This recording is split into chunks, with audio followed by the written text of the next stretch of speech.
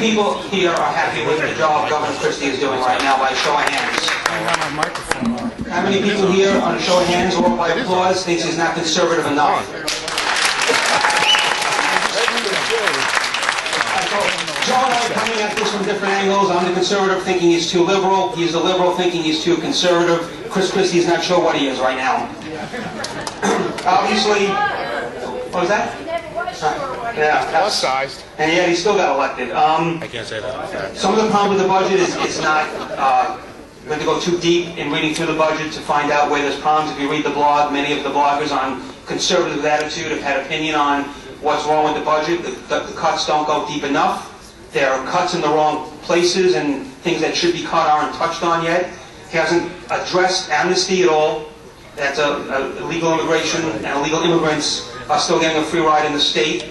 That should be addressed. The APID districts aren't being touched yet. Mike, anything in specific that he hasn't cut that you think he should be cutting? No, there should be more cuts to the APID districts and starting from there instead of going to the higher rich towns, letting rich people pay for everybody else's retirement programs again. I want to address the issue that it cuts to the APID districts. I mean, my understanding is the Supreme Court does require under the APID ruling a certain amount, a certain level. What I think we need to do is I think we need to get rid of the current funding system for schools per se, because I think across the board it's like trying to fit into a pair of pants. I mean, how many of you can fit into the same pants that you wore 20 years ago? The system, okay, all right, I'm sorry. There you go. Sorry, wrong question. Notice only women raise their hand, men do not. But my point is that it's an antiquated system of funding, and it was developed at a time when public education was essentially the only way that people in the rural areas of the state, people in the rural areas of the state could get public education, and it just does not work. What I think we need is to radically change that. And again, I use the word radical. There's a phrase that my father-in-law told me many, many years ago, that he believed in conservative solutions to conservative problems and radical solutions to radical problems. And you have to remember that the framers were considered the radicals of their day. So I think what we need is all these band-aid ways of trying to solve rebates and cut back here. I think we need what was a constitutional convention to change fundamentally the way we fund schools. That's what I think. I just had a question for you on this, and that's that governor's made a lot of cuts in aid to school districts. And the argument is that these cuts are necessary to force the school districts to make cuts on their end. How would you answer that? I think the cuts should come from the teachers should be giving back some of their overloaded salaries and look at addressing pension plans and 401(k) plans and getting everything on our dime. And I think that if those cuts were made, we wouldn't have to cut additional funding to the schools to teach our children. First of all, we know that what the answer is more private schools and charter schools choice for our children is the most important thing.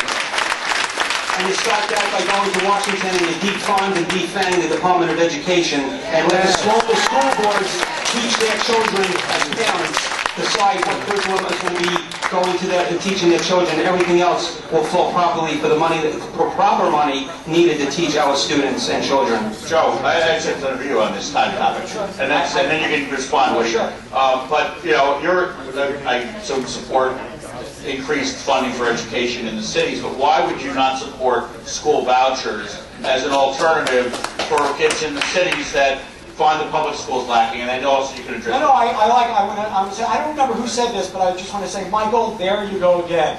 Anyway, I know Reagan is a joke, so of course. I think the answer, I think the problem that I have, and the concern that I have with school vouchers is school vouchers are essentially, please correct me if I'm wrong, are taxpayer dollars being put in the hands of individual people, and they can decide where they go to school.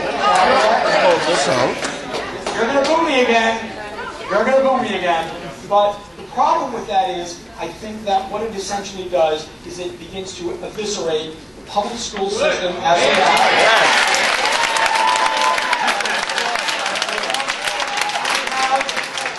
Whatever you can say about our current public school system, the New Jersey school system is rated one of the highest in the country.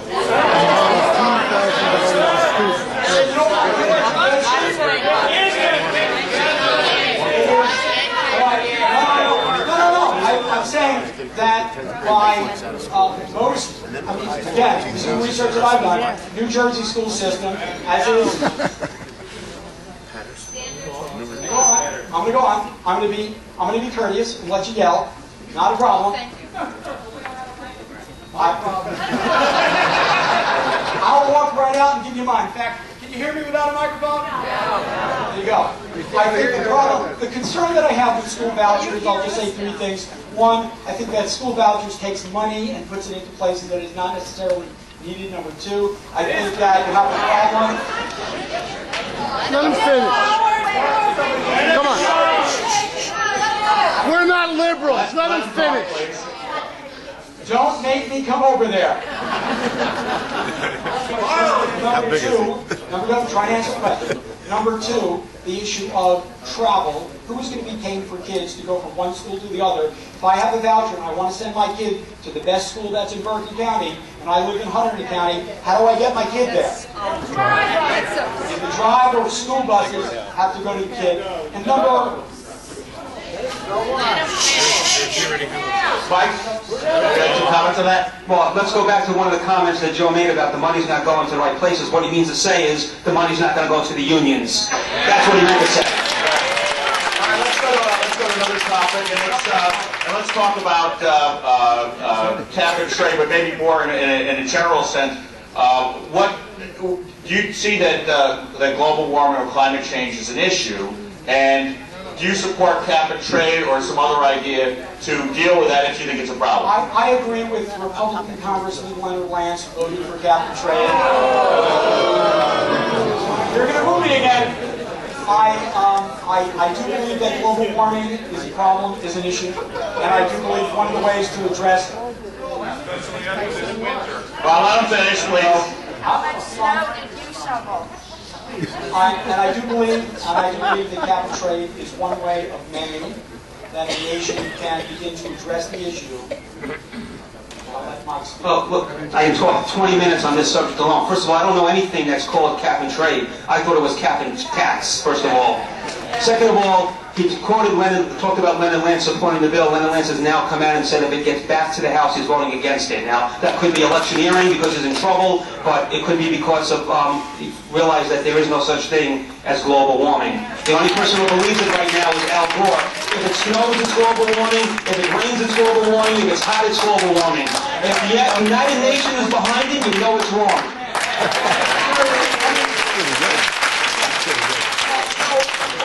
Argument from the right on, oh, if it's cold, if it's warm. There is a difference, Michael, as you know.